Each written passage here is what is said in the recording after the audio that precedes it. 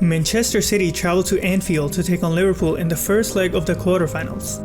Even though before this game, City were one of the favourites to win the Champions League this season, Liverpool is probably the worst team they could have got. And that was evident in this match. Liverpool did not allow City to register a single shot at the goal. Now that is something considering City are the second most top scoring team in Europe's top 5 leagues this season. If we take a look at what happened last time these two teams met together, City were outclassed, just as they were in this match. A big reason for that is because Pep does not have a backup plan. I will get into more detail after we take a look at how the home team lined up. Liverpool lined up similar to how they did last time they played against City. Emre Can was out with a back problem, so Henderson came in. Milner was given the nod due to defensive reasons that I will get into later. City, on the other hand, tweaked their formation a bit compared to last time. This is how City lined up last time. But in this match, Pep decided to bench informed Sterling and opted to play Gundogan. His reasoning for this change was to have more control in the midfield. But this is the problem with Pep. This isn't a plan B. It's just a slight change from his original plan. So Liverpool did not have to change much and played very similar to how they played last time. But before we get into how Liverpool took City apart, let's take a look at what Pep had in mind. On paper, the formation was 4-3-3 for City, but it was actually a 3-4-3 with Walker in midfield. Notice how Walker stays back to provide another option in the midfield instead of staying by the line on the right wing like he usually does. This meant that City had 4 midfielders against Liverpool's 3 midfielders. Gundogan was allowed to go up on the right side, but always stayed inside of the right wing. As a result, City had no one by the line on the right wing. This meant that De Bruyne was playing much deeper than usual. Fernandinho occasionally dropped back to make it a back 5 at times. Fernandinho was doing this because of what was happening on the left side of the field. Salah is probably going to win the PFA Player of the Year, so it was imperative for City to deal with him. That is why Laporte stayed tied with him no matter how deep he went. Since Laporte was occupied with Salah, Sané and Silva attacked primarily through the left wing.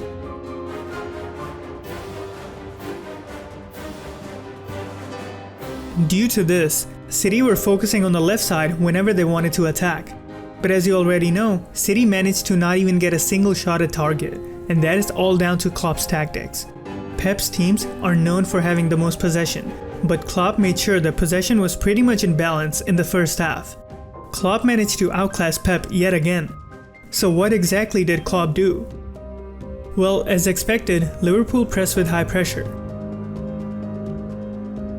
But when teams press with high pressure, City usually stretch them out and then play from the back in order to hold possession and find spaces to get upfield. So Klopp wanted to disrupt that. He managed to do it by forcing City's attention on one side and then pressing the trap player in a manner that going long was his best option. Due to this, City were going long a lot more than usual, and this is exactly what Liverpool wanted. They wanted to keep the ball in the air because that's where City are at their weakest. And so, even when Liverpool had the chance of playing from the back, they opted to go long and get that second ball in midfield. This allowed them to bypass City's midfield and got them upfield relatively quickly.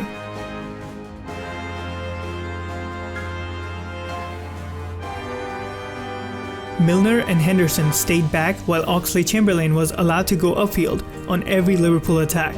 Milner staying back alongside Henderson made sure that Liverpool had enough men back when defending a counter-attack. That, combined with Klopp's gegenpressing or counter-pressing, made it difficult for City to hold on to possession for prolonged periods.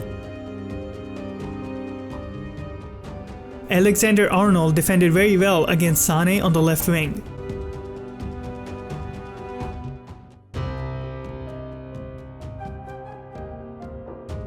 All this made sure that Klopp had the upper hand, while Pep had possession but no real threat at all.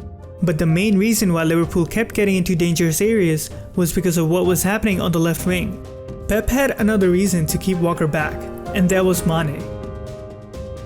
If Walker was higher up, Mane would have the whole left wing open. And this is where I think Pep got his team selection wrong. He chose Gundogan to play on the right wing instead of Sterling.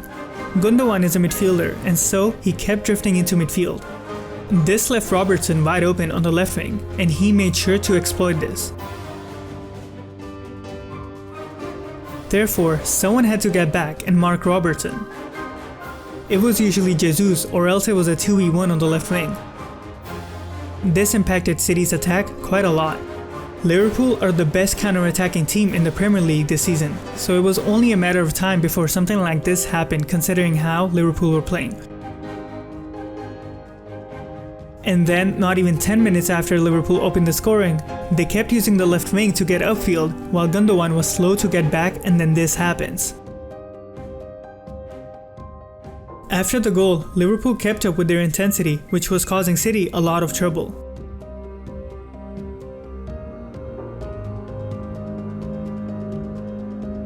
Eventually, this happens at the half-hour mark. Liverpool wins the ball in a dangerous area.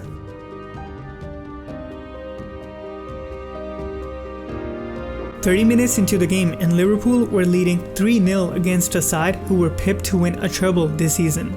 Liverpool were running a riot yet again against Manchester City. Immediately after their goal, Walker started playing much higher up and stayed by the line on the right wing. This dragged Mane into a left wing back position, which impacted Liverpool's attack. City were also having more luck playing from the back as Liverpool's intensity seemed to have slowed down.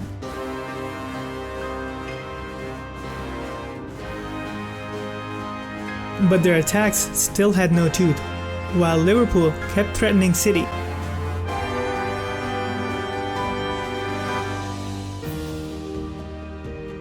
And did so right until the halftime whistle.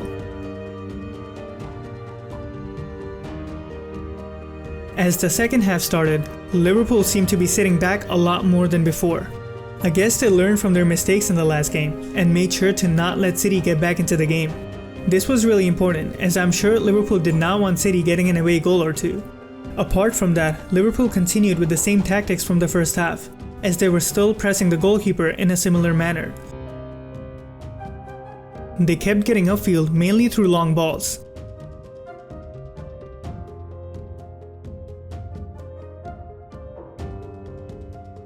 And even when forced back, went long and bypassed City's first wave of pressure.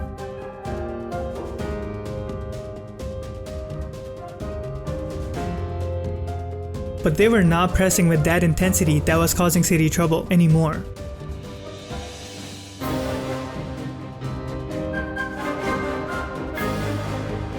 While City switched De Bruyne's and Gundogan's position.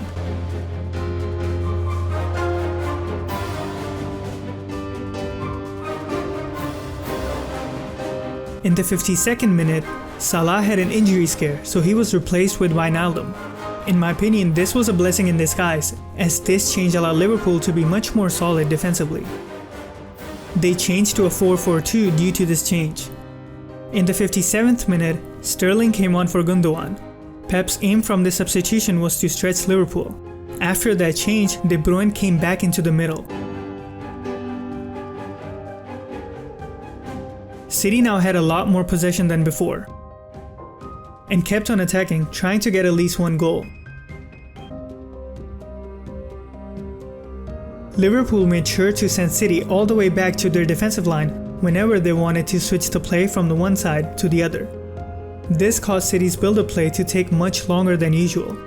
City were now committing a lot of players forward, even Laporte, in hopes of getting something out of this game.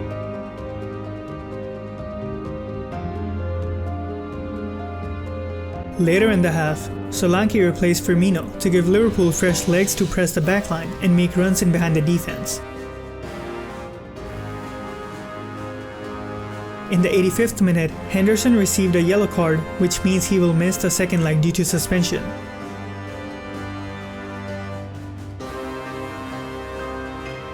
City kept trying to make something happen in the closing stages of the game.